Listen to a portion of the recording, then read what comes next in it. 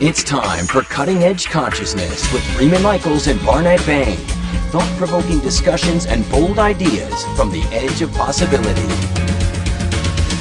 And welcome to Cutting Edge Consciousness. Freeman Michaels here. And today I have a special, very special guest co-host sitting in for Barnet Bain. I have Sophie Bain, who is Barnet's daughter. So, Sophie, welcome to Cutting Edge Consciousness. Thank you. It's such a pleasure to be here. Thank you for sitting in for your pops, who's on vacation with your mom. And we're really grateful to have you because Barnet has spoken about you often. He has. I have heard plenty of it on listening to the show. That's great. All right. So I want to just, I obviously know you, but I want our audience to get to know you a little bit. But I'm going to do something interesting. I want to start at the beginning. Okay. So how did you come to be the daughter of Barnet and Sandy? I was adopted when I was born. My birth mother was named Charity, and she was 14 years old and was looking for a family to place me in. And it was between two families. One was my family and one was another family. And the reason she picked Sandy and Barnet was because my mom, when she was on the phone with her, said we instead of I. Oh. So that was the deciding factor. Oh, interesting. Now, now again, that's an odd setup, but we're going to talk a little bit today about adoption because it's something that you've been drawn to. Now, to give audience a little background, besides the fact that you're Barnet and Sandy's daughter, which is going to give you a lot of tools because the conversation we have here is actually the conversation that your family had around the dinner table growing up. Yes. But you also are working on your master's degree. You're in your second year of a master's degree in spiritual psychology at the University of Santa Monica, which of course is my alma mater. So yeah. I'm thrilled. We have a little commonality there. We have lots of commonality, but so that's a really important piece. So you bring to this some expertise in the field, and you're gravitating towards what you've been working with and are gravitating towards working with adoptees in a very interesting way. So let's talk about that for a minute. I started a program with a fellow adoptee, and we mentor adopted youth, ages 14 to 18. And the way we do this is through different modalities. We share our stories, we hear from them, and we bring in our own experiences and kind of how we've grown throughout our lives. Yeah. You and I have talked offline a couple times, and I know for you, there was a point in time in this age bracket where you had a bit of a personal crisis. And, some of it's normal. You're 14, you're in that teen years. But it was compounded by this sense that comes from being adopted. And you and I have spoken about this. So I'd like to talk about that thread of where the natural sort of who am I, sense of self stuff that teenagers go through gets amplified in a particular way. At least it did in your experience, and that seems to be common amongst adoptees. It definitely got amplified when I was 14 and coming into discovering who I was. And, the adoption part was a huge piece of that. I think at that point, my story has evolved since then, but at that point I was very connected and held on to certain aspects of what it meant to be adopted. And so you'd form certain beliefs, certain ideas, certain conclusions. Yeah, I formed a lot of them, and somehow I thought that they meant something about me. Right. And so I lived that throughout, trying to figure out and being chameleon-like and trying to find where I fit in. So find yourself as a natural teenage process took on a whole new... Yes. Yeah, whole new expression. All right, now listen, I want to bring in because what you're saying is that a lot of these experiences aren't terribly uncommon. And to help fill out this conversation, we have a wonderful guest today. Noah Rothschild is a transformational therapist, and he helps clients transform the story that's governing their lives and helps them create a new story for their life. Through utilizing breath work and other transformational tools, he helps clients release their stored negative emotional charges and helps them to show up and co-create their best life. Noah is also a teacher of integrative body psychotherapy, a therapy that uses breath work, repatterning techniques, and sustaining well-being and he is an adoptee himself. He specializes in adoption work. He has been the head of family therapy at Passages in Malibu for 8 years, which is a very famous treatment center. And he works privately in Santa Monica. He's a gifted healer, author, motivational speaker, helping usher in the new true consciousness on this planet. Welcome, Noah. Hello, Freeman. How's it going? Good. Thanks so much for joining us. It's such an intense topic, adoption, and yet I don't know how often it's covered in the media. So I'm really thrilled that Cutting Edge Consciousness today, we're having this conversation and that you agree to join us. Oh, well, it's such a pleasure to be here. And it's something that I feel very strongly about. As Sophie was talking, can definitely feel her experience. Growing up adopted, there's such a primal wound and a longing to really fit in our life and to make other people happy so that others won't leave us, because we lost that first mother. And traditionally, as you both know, there's this belief that we should be happy to be adopted and that we should, that we're lucky to be adopted and that we're special. But sooner or later, we come to the feeling inside that this void and this emptiness, obviously later on we learn to fill it spiritually, and it's a profound opportunity for connection. But early on, it's a deep void, and it can be quite depressing to carry that around, and it's overlooked by the media, as you mentioned. Now, one of the things that I'm aware of is that the world has clearly changed in terms of how adoption is treated. And I don't know, Noah, for you, if you were made aware that you were adopted, but Sophie, for you, I know that Barnet and Sandy never hid that from you, and in fact invited you at some point, once you became an adult, to meet your birth mom, which you did, right? Yes. You were 20. I was 21 when I met her. 21, right. And I actually took my mom with me to meet her. Yeah. And she lives in Texas. So Now, it was a pretty profound experience. I want to talk about that experience, but what I was getting to is that now this is me speaking as someone who wasn't adopted, but my sense that in opening up the adoption process where people are more familiar, it helps connect dots, because in the back of my brain, I'm always thinking, and actually, Sophie, you and I have talked about this, where the world doesn't make sense, kind of, unless you have this context of your actual birth parents, and I think for people who never got to meet their birth parents, my sense, and I'm guessing at this, and Noah, you could probably speak to this professionally, is that there's kind of always something missing, right? Yes. Something significant missing. Yeah. Well, everybody has an injury in this world, obviously, sooner or later, to our core and our sense of well-being. We can't avoid that in this world, but for us, that interruption to our well-being and to our spiritual sense of self and wholeness and completeness is interrupted right off the bat. We're in somebody's womb for 9 months, and chances are they knew they were giving us up, so they don't bond with us, and there is this disconnection right off the bat, and then we're asked to bond with a new set of parents. And so there's always a sense that there was something that happened. We can't quite put our finger on it. It's pre-verbal, and it's stored in our body. So for us, it's very much before the conscious mind takes over. So we can feel that something is off, and oftentimes we can't put our finger on what that is. Right. And Sophie, I know when we've talked, you said that in meeting your mom for the first time, it was like, you look a lot like her, but there were other sort of subtleties, mannerisms, or other things which, clearly connected you to her. Can you talk about that in this context, that there's something missing until you put that piece together? Yeah, I think growing up, there's so many times where kids can see their reflections in their parents, right, and can understand their, the way that they react to certain situations because of the reflection of it. And for me, that was sometimes missing. Is I could, in some sense, spiritually and in that sense, connect the dots. Okay, that comes from Sandy and Barnet. That comes from my parents. But there were certain aspects where I didn't really understand all the time.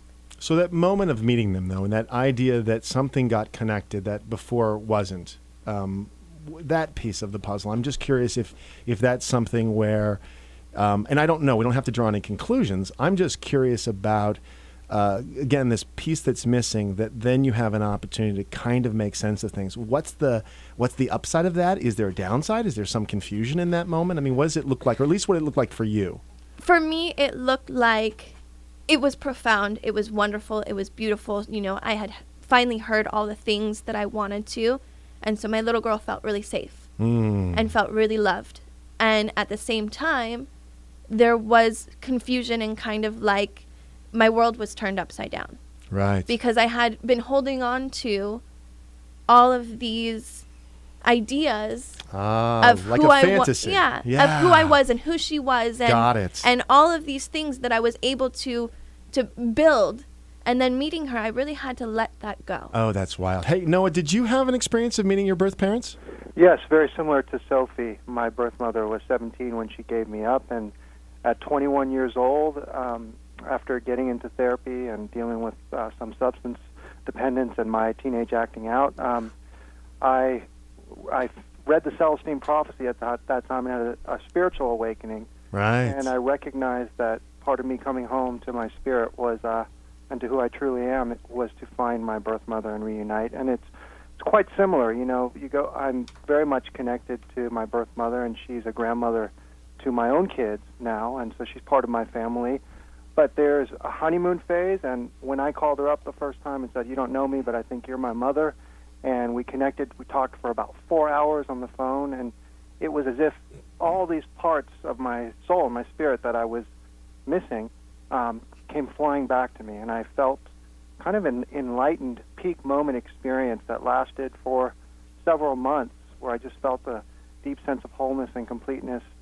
And since then, it goes through different phases. There's that honeymoon phase where, as we go through in any relationship, where there's all these longings, and this is what fellow adoptees describe as well, where everything feels great. For some adoptees, though, there may be reasons why that initial phase does not happen, if somebody is not really available, or there's other reasons that we could get into. But if the reunion does happen, which I think is essential for all adoptees to have a reunion for this healing, then you go from the honeymoon phase, and that can last anywhere from a year to 2 years.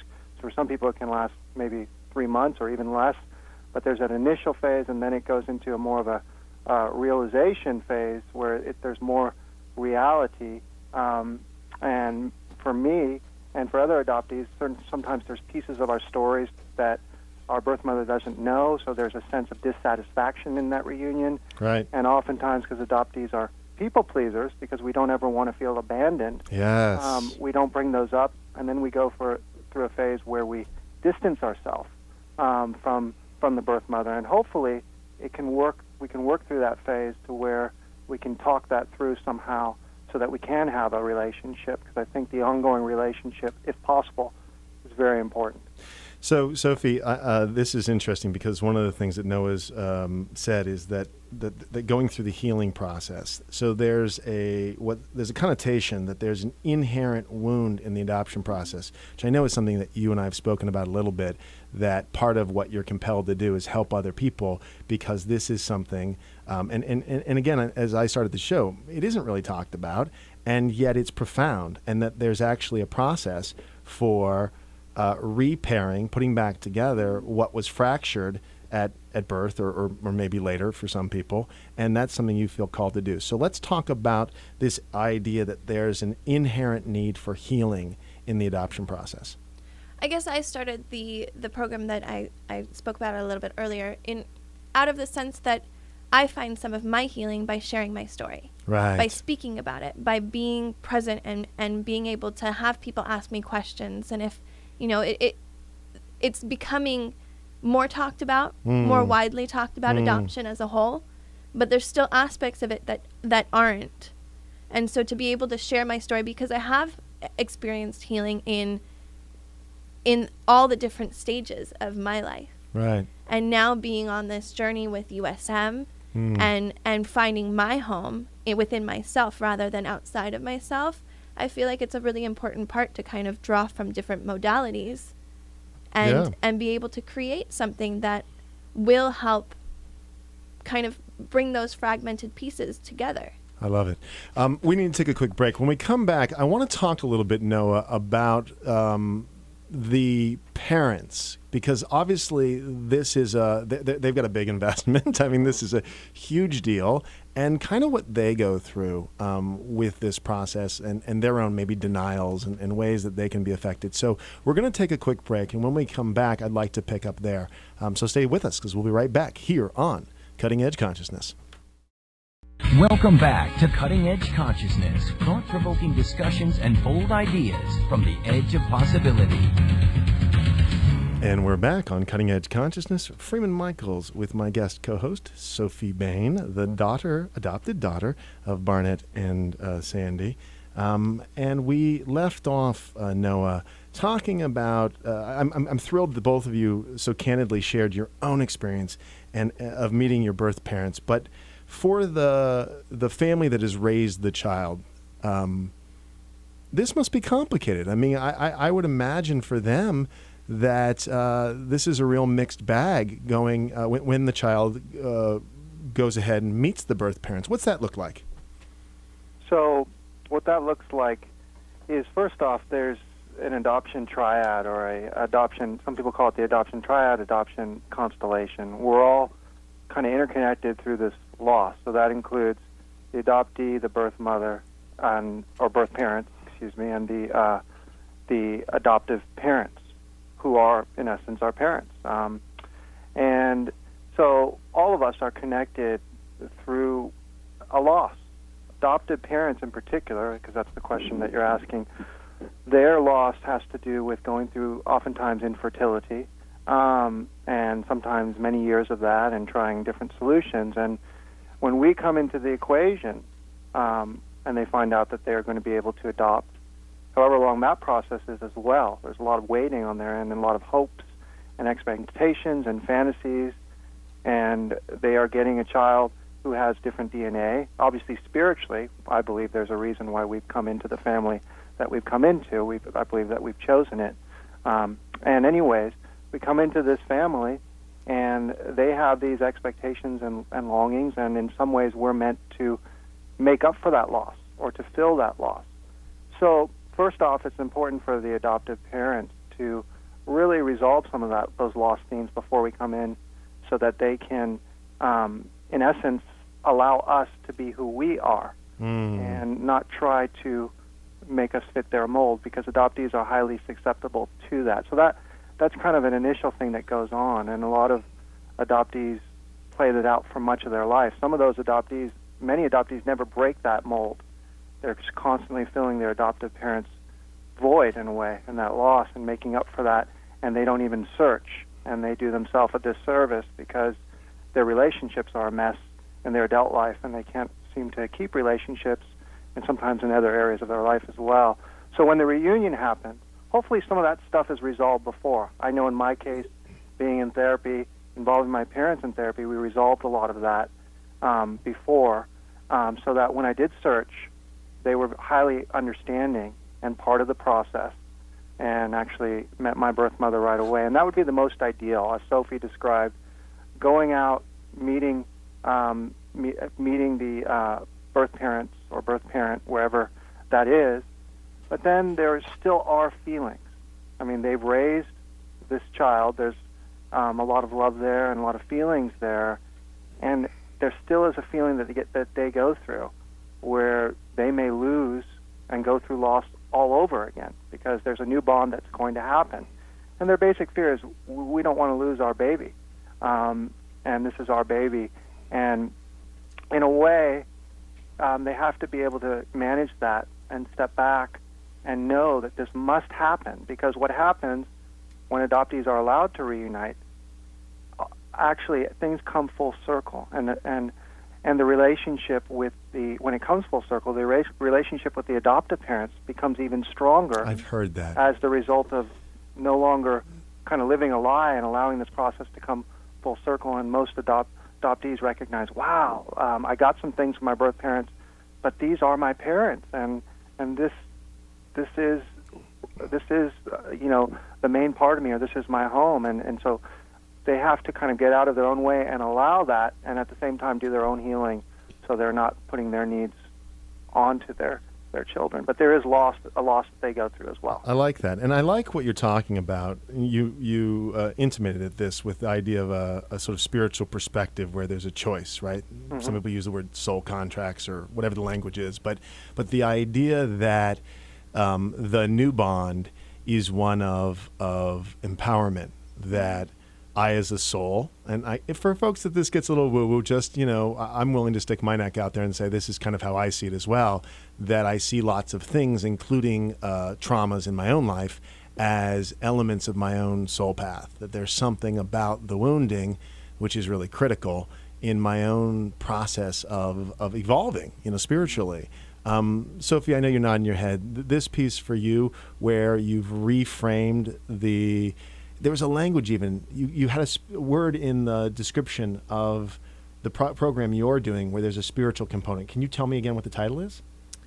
Forgive me if I'm putting you on the spot. We're talking about your second year project at USM. My second year project. There is, it's developing a curriculum with love, growth, and healing, using the adoption as a spiritual path. That's it. Adoption as a spiritual path. So the new way of framing it, that there's this tremendous opportunity in the choosing of this perspective to have a totally different experience. Yes.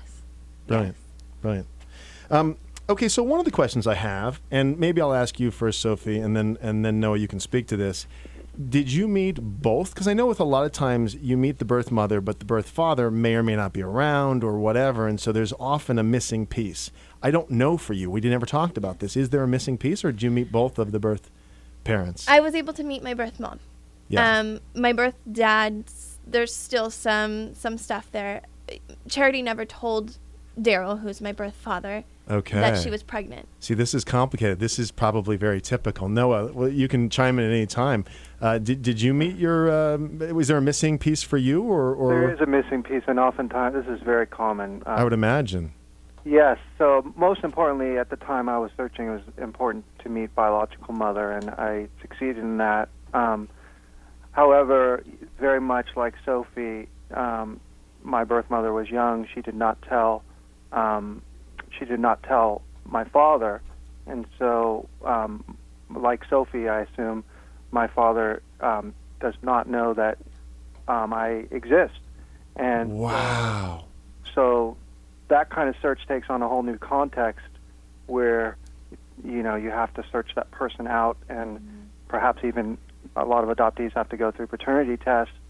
And so, yes, for me, there is that piece that's missing. And being a father now, it's become more important for me to complete that part of the search. And also in terms of, and this is again me guessing on the outside looking in, but I mean, for example, your relationship with yourself as a man, not meeting the man who is your father, or Sophie, perhaps your relationship with men, though Burnet's awesome, I get that, but the idea that there's still this fragment out there, and I wonder what the impact is. I'm not asking for an answer, by the way. This is one of those, like, wonder what that is. I don't know. Maybe you have an answer for me, but the idea of what's the impact that, I don't know, that would still be, sort of hanging on, again, with a thread of that sort of soul contract of not having a piece in terms of your relation with men, or for you, Noah, your sense of yourself as a man, not knowing who your father is. Any thoughts on that?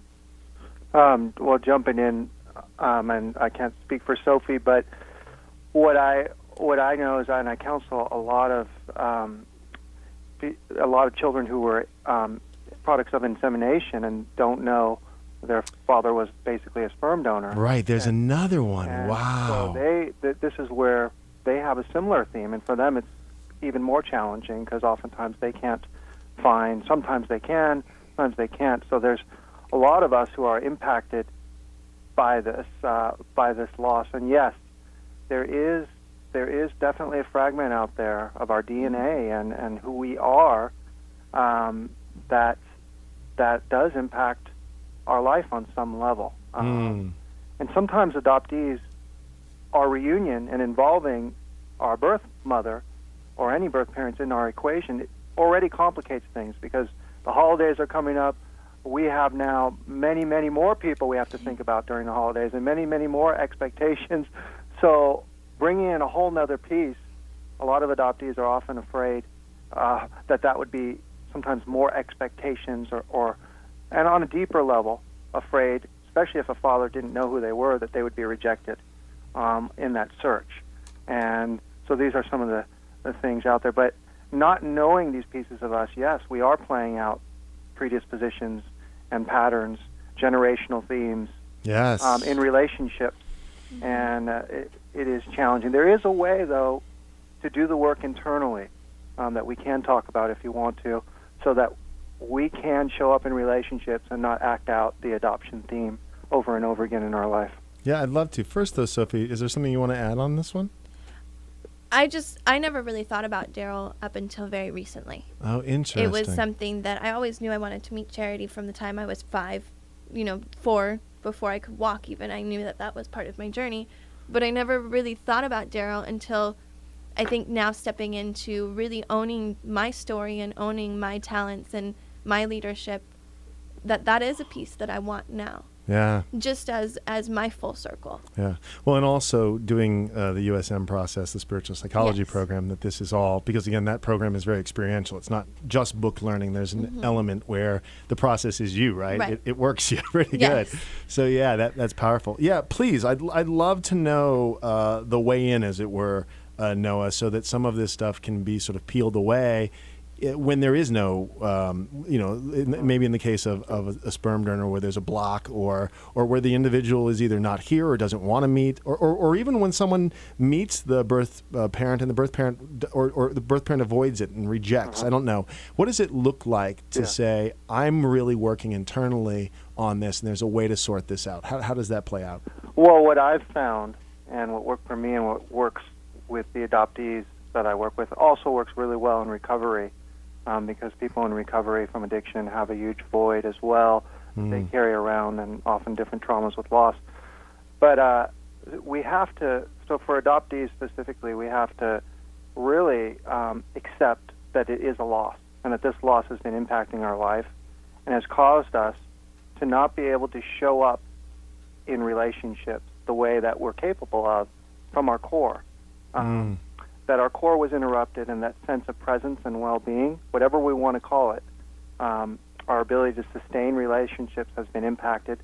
And this loss, whether we chose it or whatever we accept, is the main interruption that keeps being reenacted in our life, in our relationships first with our birth parent when we're given up, and relationships with our adoptive parents. For teenagers that I work with, that's crazy. It's off the charts, the rebellion that goes on. Right. And substance use with adoptees as well. And then finally with our adult relationships, when we go into the adult world, there's always a push and pull. And by the time we're a grown-up, it's not anybody else that's doing it to us. We have to not be a victim anymore, and we have to look at the fact that we're responsible for creating our life, or co-creating our life by how we're showing up. So the work that I do is we recognize, and I think a lot of people do this work, but we have to recognize there's a grown-up inside of us. That's it. And that can show up and create our best life, and that there's a child that's wounded that's still driving the bus. Child doesn't have a driver's license oftentimes. They can't even see over the steering wheel. Yeah, but they hop in the seat often. They get hold of the wheel often. Right. So we have to find a way to contain this child, to love this child, to let them grieve this loss, but to then let them know that was then, this is now, and that we're there for them now. Right. And that's not a process you do once and it's over. I mean, this is one of the big misnomers, is that healing's I healed that. Well, no, it's one of those things where we're in relationship with a thread, if you will, because for me, and now I can speak, not as an adopted person, but as a person who knows that I have these very fragmented and fractured aspects of my experience that come along and show up in my experience, in my life, where there's a thread of reality. There's a thread there's a trajectory even of a certain storyline that I know if I follow it, what's going to happen. The word is pattern, right? It's a pattern. It's an emotional pattern. It's a thinking pattern. And when I'm on that path, the ability to sort of interrupt the pattern and then make choices so that it's an aspect of my experience, but I don't have to necessarily identify with it. Exactly. You have the work, and that is the work for adoptees, because most people in general stay in the victim consciousness that things are happening to them, but it's really that patterning, whether we want to look at it metaphysically, that we're actually creating our reality, or it's a patterning, it's an imprint in our brain and our body mind. I guess the question is, who's the I that's creating the reality? Because, the I that creates reality sometimes is the fragment. Mm-hmm. And then we see where we're in a pattern, and the story that's showing up in front of us and the folks that are arriving and the situations fit in the context of that aspect, right? Right. So we have to be able to see that fragment and call it for what it is and get so good at seeing it. And in that moment, we create a statement. That's the way any little boy or any little girl would feel who this happened to, who was given up at birth or who didn't get the love and affection they needed. That was then, this is now. I'm here for you now. I love you. I want you. I see you and I hear you. You can trust me. We have a whole list of messages. And I know different philosophies have different messages that they might give to the inner child. We can create our own.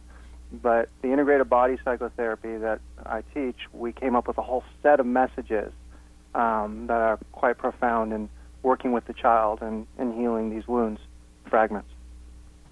Yeah. It's quite amazing because, my mom is learning the integrative body psychotherapy, and Noah has come and spoken at Adopt Salon, which is the adult group one that we run. And these good parenting messages that I have now implemented in my daily routine, Right. I find that the days that I don't do it, my little girl generally drives my bus. Right. And the days that I do it, I can hold her and I can make her feel safe and I can allow her to be loved. Right. And that there's usually one that stands out that I can then repeat throughout the day when those feelings come up of panic or of whatever it might be, that I can hold her and I can repeat that one for that day. That's beautiful. Yeah, again, we're talking about relating to versus identifying with. In other words, I'm in a relationship with this aspect of myself versus, acting as though it doesn't exist and then finding that, the whole, we've gone on a particular patterning consistent with ignoring that part of us that will be heard, whether we like it or not. Yes, because it's real. And again, compassion is so powerful. Hey, listen, Noah, I'm really grateful you came on. Thank you for having the courage. I know that at some point it becomes something that you have to do, but I'm grateful that you have the courage to put yourself out there, share your story, and work on this issue. You're very welcome, Freeman. Thank you for having me, and thank you, Sophie, as well. Thank you. Awesome. We're going to take a quick break. When we get back, Sophie and I will talk a little more about adoption here on Cutting Edge Consciousness. Welcome back to Cutting Edge Consciousness, thought-provoking discussions and bold ideas from the edge of possibility. And we're back here on Cutting Edge Consciousness. Freeman Michaels here with Sophie Bain, sitting in for Barnet Bain. Powerful. Yeah. I love him. I think that he brings in that spiritual aspect to the adoption community that sometimes I think is lacking, which is so helpful. It is helpful. Well, it's a perspective that it changes the game. I mean, you and I both, I have my degree already, but you're working on your degree and you're going to finish this year on spiritual psychology. And for me, in looking out at the world and saying, where do I want to do with, prior to going to USM, I had done a lot of men's work. I had done a lot of work on myself. But the psychology by itself, I'd been in therapy, wasn't sufficient. And, this element of the healing process, which is a kind of, for the USM language is applying, healing is the process of applying love to whatever part inside hurts. And love, of course, expressed as compassion or forgiveness or whatever. And all those, of course, are practices within the context of the program, practicing forgiveness and practicing self-acceptance and practicing compassion and so forth. Prior to going to USM, I kind of held these things almost separately. So, the opportunity to put them together was really powerful. And obviously with Noah, he isn't necessarily from USM. I think he got his degree from Loyola Marymount. But regardless, he's clearly put this together and realized that, it's one thing to analyze and understand, but it's another thing to move into that intense compassion that allows us to evolve to where we, as we were sort of saying, we can hold it in a generous way. We can hold the part of us, that we previously wanted to fix, because a lot of people go to therapy wanting to get fixed, right? And go, wow, there's nothing to fix. There's something to integrate, perhaps, and there's a part of me that needs to be accepted and loved, and maybe an expression of that you and I both can speak to becomes a gift. Yes, definitely. And I think that's a very, very profound way that you just said it, because I think me going to therapy up until, probably my 20s was to fix that part of me, to fix it, to try to find some way to make it better. And so I would go out, a lot of the time in high school, I would try to find things outside of myself to try to fix it. And then, college and then coming into USM, I've realized it's a way of integrating. It's a way of bringing it all together rather than keeping it so separate. Right. And then that way also, like he was talking about the relationship aspect with other people in our lives, especially for me. I know being intimate and being that close to someone, there is that push-pull that I sometimes experience. Right. But as going through first year and now going into second year of USM, I don't experience that as much, because I think I'm not push-pulling from myself. Well, you have a process, right? Yes. There's a process of really understanding these elements within you that liberates you from, believing, as it were, that part of you is the only part of you. Right.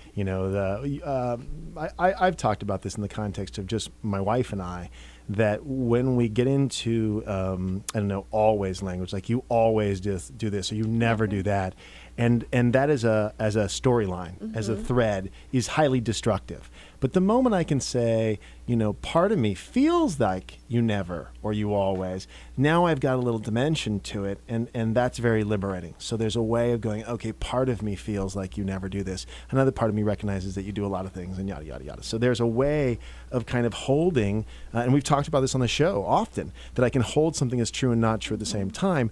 Paradox is the position of power. That's where we own the complexity of the world around us. One of the things that you were talking about, and I want to go back to this because you use the language I use in terms of integrate, but I like the idea that we often see things as separate.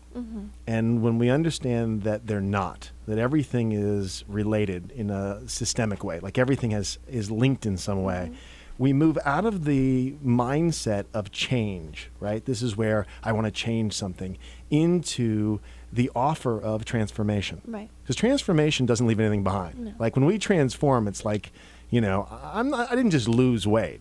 I have a 100-pound swing in my adult life.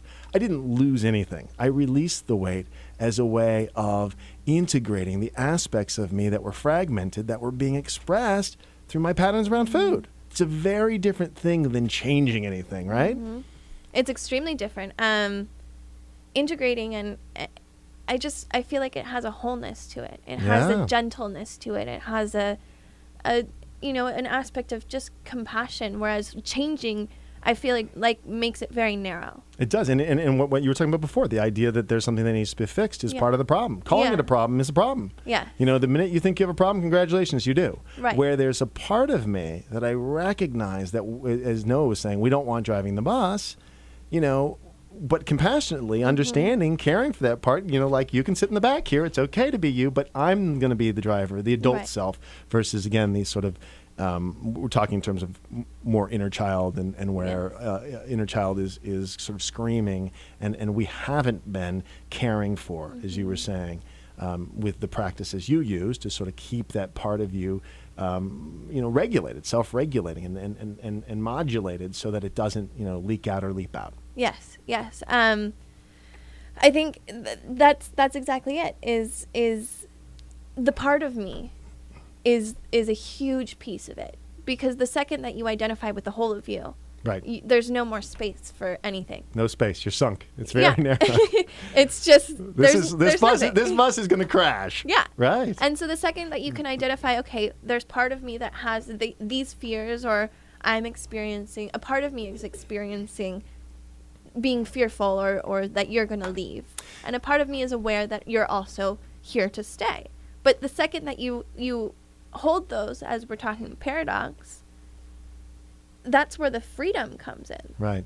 Well, one of the things you and I talked about offline, I'd like to bring it up now, is that you were saying about your story, you said, I used to hold on to my story really tightly, and I've let go of it. I've got enough of a sense of myself, and I've got these tools that I don't have to grip my story so tightly. It's become looser, which is similar to what you're talking about. It's created space for, it might work out, it might not, but I'm okay in this, and I can be present and so forth, and not be so sort of reactionary and coming from that place of the wound itself, right? Yeah, it allows for just breath, for space to be able to just be. Yeah. And to be okay with either aspect, and to just allow it to just happen. Yeah. Rather than trying to force it to happen one way or wanting it. It's just an understanding of what is. Yeah, this deep and profound sense of self-acceptance. Yeah. And then the ability to respond, the responsibility element that Noah was talking about, where I really move into being able to respond to what comes up, which means I don't have to require people to be what I need them to be to keep myself safe. I can allow them to be whoever they are. And of course, that comes from having a sense in my own skin that I can be in one person, many people. Yes. And I don't have to identify with it. And I know you and my dad talk about this all the time, is allowing people to be themselves. Yeah. And, it's a process to allow someone else, because if we're all mirrors for each other, allowing someone else to be and being okay with the stuff that they reflect back to you. Well, this is the issue, because when we're not okay, then the work is to go, oh, it's about me. Right. One of the little lines that Barnet and I repeat all the time is when we find ourselves in a judgment, that person's an idiot, we add a phrase, and so am I. Right. It's a kind of practice where when we find ourselves in judgment, complete the phrase. Let's loop it back. Let's get it to U-turn back to us.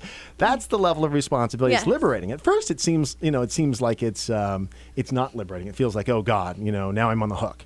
But again, that's the fundamental sense there's something wrong with us. And I love coming from the adoption side of this, where there's a deep compassion for how. What was the word he used? Hang on a sec. I'm going to try to find it. I wrote it down. Primal wound. That's what Noah said. There's this primal sense that how do I really reconcile with, it's a loud voice that says there's something wrong with me because I was a mistake or whatever. I was given up or however it looks, however it's interpreted. Yeah, no, there definitely is that aspect of it. And that is spoken about a lot in the adoption community, is that primal wound. And it's that sense of however your story was that you came in. And I think this was for me, as when I was younger, that was the piece that I held on to so tightly. Right. Was the idea that, Charity was 14, my dad was 16, my dad didn't know. And so there was that aspect of like, who am I? Like, I was this mistake. I was this, and then she gave me up. And so I had this running tally of stories that I held on to very, very, very tightly. Yep. And now I've allowed that to, after meeting her, I've allowed it to be a little looser and a little bit more expansive. I love that. Again, loosening the story to allow for things to have complexity.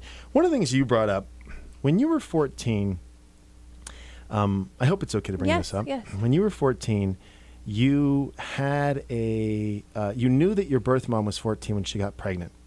So when you hit 14, you had a kind of moment, and I don't want to categorize it for you, but just recognizing that as an important moment in your own history, as you inherit it from your mom, hitting that age. Can you talk about that? Because I found that profound when you and I were speaking offline about just coming to the age where your mom made a fundamental decision that in essence created you, and that now you were at that place, and what that was about for you.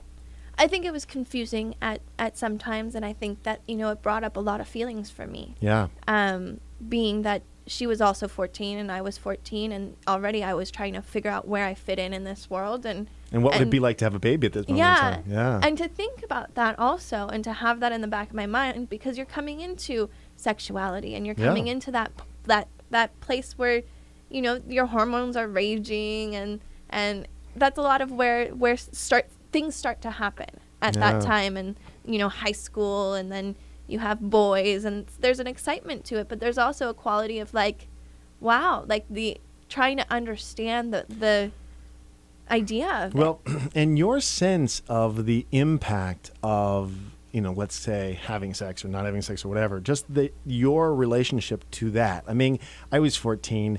I wasn't paying attention to that. I mean, I was, whatever. But the point being that there's another level of awareness because you were the product of a decision made at 14 that's going to, in my mind, I mean, maybe I'm wrong about this, give you a heightened sense of awareness of the impact of those decisions, right? Yes, there was a heightened sense of awareness as well as kind of a want to explore. Okay. And along with kind of like a confusion about what it meant. Okay. So, I mean, it was very complex. And I think at 14, when I was still figuring out things and I wasn't as aware as I am now, that I played out a lot of stories that I was trying to... So let me ask you a question. I'm sorry I cut you off. No, we're going to run out of time. And before we run out of time, I want to get to this. So so let's say a 14-year-old girl comes to you, and let's say it's a mirror, that her mom got pregnant at 14. She's 14, and she's maybe even acting out in a destructive patterning that could create the same circumstances. I would imagine. I mean, I know that in my family of origin, there's some patterning that's sort of handed down, and you find, I mean, I guess it's okay to say this about Jasmine, my wife, is that her mom got pregnant at 17. She got pregnant at 17. You go, well, wait a minute, what was that about? And so I wonder if you run into that in counseling young people where they're kind of on paths that may mirror some of the destructive patterning that the parents were doing. I think that's the interesting thing about adoption is that there is that mirror, but there also is that awareness because you have you have your parents that also come in with their energy. Your parents did. I'm saying there are people who don't have the benefit of that. In other words, there are people. I mean, though. One of the things, and forgive me, I'm not putting this on you, but the idea that you're really serving as a huge container for people so that they don't crash the bus, to use that language again, knowing the complexity of being a young person, going through all of this. I would imagine, you don't have to know this today, by the way. I mean, I'm not really working to put you on the spot. It's just the idea that how do you work with somebody who doesn't have the support? Now you become the support to guide them through this quagmire.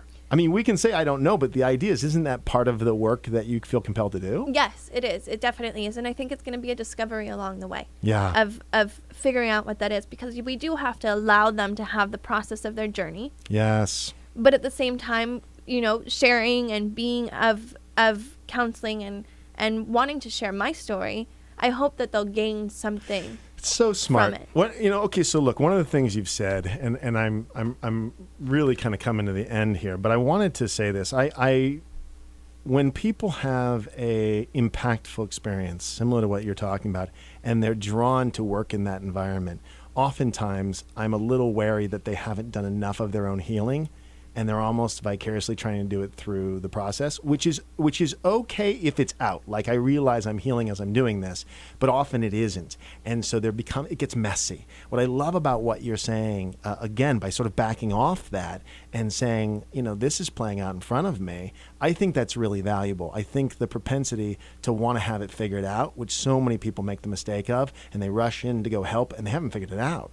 Where if it's open, it's like, wow, this is such a process, and I'm in the process. That's a gift to the people who you get to be around. That, look, I'm not pretending like I've worked this out. I'm in it. But the good news is I may be a couple steps ahead, or I have a way of reflecting something to you that might be helpful. Exactly, and I think that's this, is that I'll be the first person to say that, creating the curriculum I want to create and doing the adopt salons with the teens, it is a way for me to, and I'll be the first to say it in the group, I'm healing with you. Yes. I'm learning with you. Well, I feel that with my clients in the coaching process. Listen, we got to wrap it up. I am so grateful you took the time to be with us today. It's a thrill. I'm sure for the audience too, that they've heard about Sophie, who's Sophie, and now she's here. I'm here. Thank you so much. It's been an honor. Thank you. And I'm glad we got to cover this topic. Those of you listening, look, it's a tough one. And maybe when Barnet gets back, we'll talk a little more about this. I'm sure he'll have a lot to say here on Cutting Edge Consciousness. So stay tuned and keep coming back. Thanks for listening.